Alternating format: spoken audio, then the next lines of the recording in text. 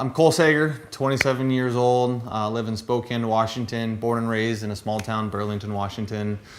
I'm a four-time games athlete, going on my sixth season of competing, looking to make my fifth games appearance this year, 2018.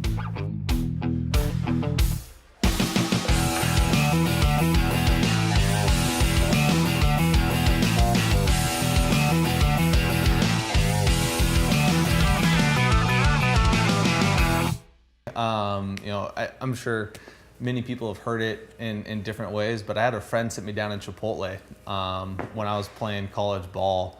This was my senior year of football. I always had this big dream to play in the NFL. And I wanted to play in the NFL for one purpose. That was to build a platform, to reach people, to inspire people, to love on them. To be able to have a place to be able to live my faith out in front of people. And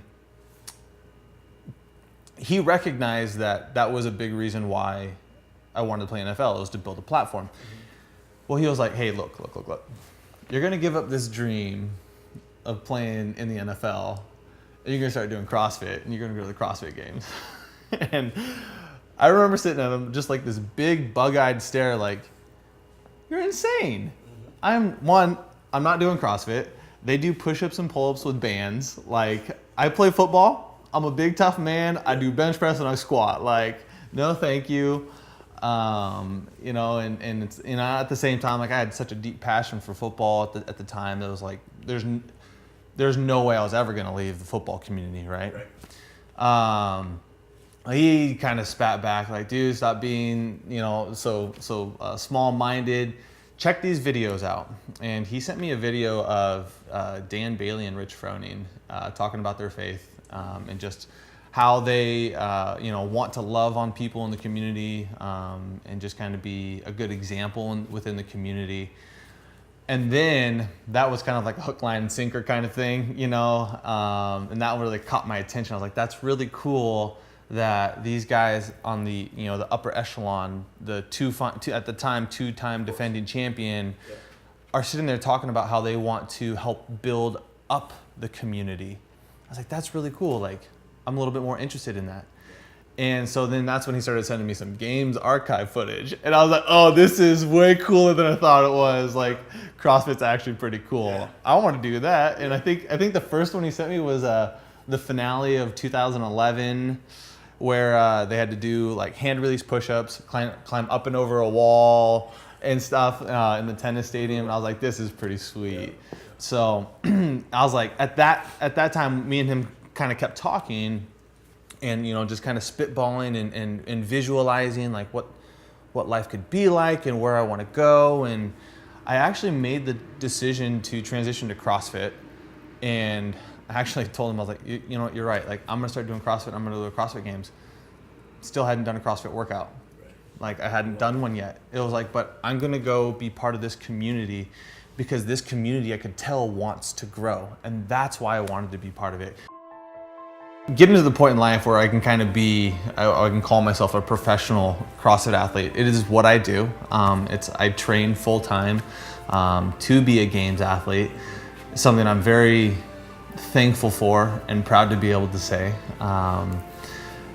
It's a lot of fun. I'm so driven behind my why and the purpose behind why I'm here in the first place. And so waking up every day, I'm chasing something that I'm passionate about. I'm chasing something that I care for. And so because of that, I treat it that way. And it's almost like this intimate pursuit of betterment every day, because I know that somewhere down the road, I'm gonna run into somebody. And I tell people all this time that I can actually, like, when I get into like hard workouts and I'm struggling or I'm having a hard day and I'm maybe facing a little bit more adversity than I'd like to, I can sometimes like visualize and see this person's eyes. And I can almost see, like, somewhere down the road, I'm gonna run into this person. And they're gonna have followed my story, they're gonna have seen what I've gone through, and they're gonna tell me or they're gonna talk to me, and we're going to engage in some way, and it's gonna completely change the trajectory of their life.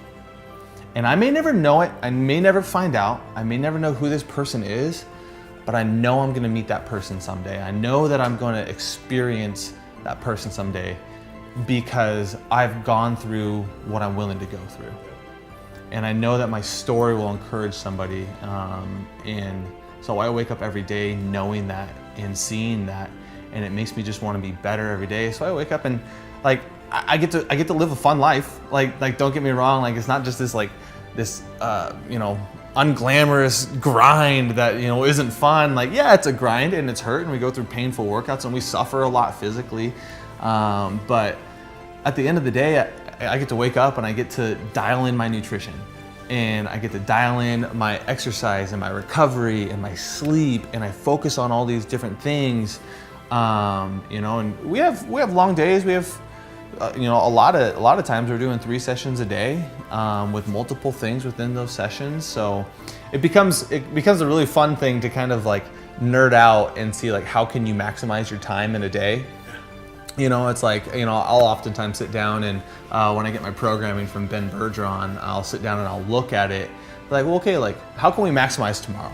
And I'll look at it like, okay, if we wake up at this time, and, you know, we take the first hour of the day, kind of get nice and stretched and, you know, relaxed and kind of like wake up a little bit. Then I can hit this first session and we'll rest, you know, this long before the next session. And I can get, you know, I can get 2 meals in, maybe a meal and a snack. And you start to play this game of piecing together your days in order to maximize your time. I tell people a lot that going through sports is kind of like living life and fast forward. You learn a lot of life lessons and daily lessons that many people, that you've learned in one season, that some people don't learn over a lifetime. And so it's kind of fun to watch that and to see that of like, okay, well, like if I'm spending so much time maximizing my time and trying to maximize my time as an athlete, how can I treat that into other areas of my life? How can I do that with my relationships? How can I do that with other dreams and goals that I have? How can I do that with the things I care about, working around the house, upkeeping a house? I mean, you know, it's amazing how it translates to making your bed in the morning, like, and what that means for your life, and just little things that it starts to kind of build on itself because you've been willing to chase something that you're so passionate about. And if you're just willing to look, there's a lot of lessons that you can learn that just make your life more full and fun. So.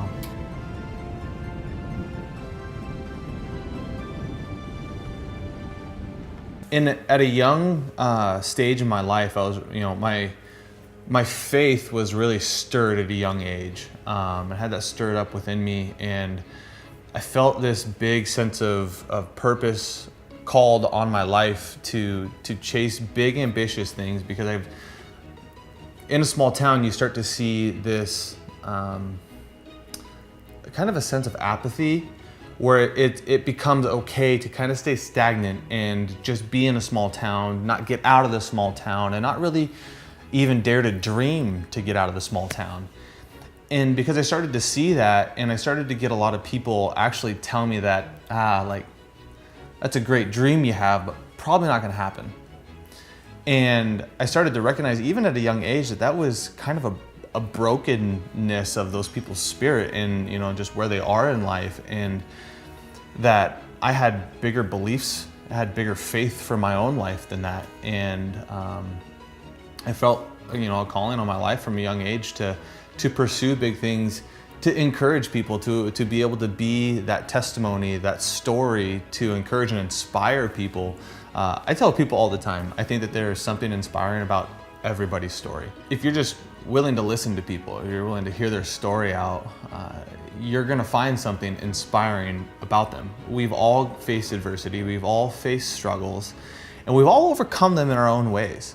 And we can learn from other people's stories if we're just willing to listen. And so that was where I really took to heart, and I felt called to chase big, audacious things and be ambitious. It's actually one of my core values, is ambition, and not selfish ambition. I'm not talking about like, I want to get mine and I want to get money and I want to make it. It's like, I want to chase things because I know that it's going to stir something inside other people. It's going to inspire and encourage people in a way that is only going to bring you know, a better life for more people in this world. So I tell people all the time, one of my passions is people. I love people. I love getting to know other people's personalities, their quirks, their differences, all those different types of things. And as human beings, we are extremely relational. And we have been blessed with this ability to communicate verbally, with body language, and to be able to decipher that and discern that in the way that we see it and perceive things. And so in this day and age where social media is becoming so prevalent and such a big thing, it actually becomes a hard balance, especially as an athlete, of like, you know, how do I engage with the social media community, you know, and just like the technology world, but at the same time try to keep things interpersonal, because that is something that's so important to me. Again, we're relational beings. I truly believe that we need each other. Throughout this life, there are people that have been placed in your life to inspire you, to encourage you, to help build you up, to catch you when you're falling, to pick you up when you have fallen. And so it's like, I truly believe that our lives were not meant for us. Our lives were meant for the benefit of other people. And so because of that, I want to build relationship with as many people as I can. And it's so important to me. And one of the things that like I try to remind myself in as many instances as I can is when you're talking and engaging with somebody, make them feel like they're the most important thing in that moment. Look them in the eye, smile at them, engage with them, and really just be invested in that moment. And it's amazing what happens because, you know, maybe 5 years down the road, because you had a really heartfelt conversation with somebody, when you need something, that person might actually be there for you. Or when that person needs something, you remember how they made you feel and you're there for them. And all of a sudden the world becomes a little bit smaller and it becomes a little bit better. And we start, you know, we see a little bit less hate and a little bit more love. And that's kind of the world that I want to see. And that's how I want to live my life. And I want to inspire people to live that way and to encourage people to live that way. Because I do think that we can make a change one small conversation at a time.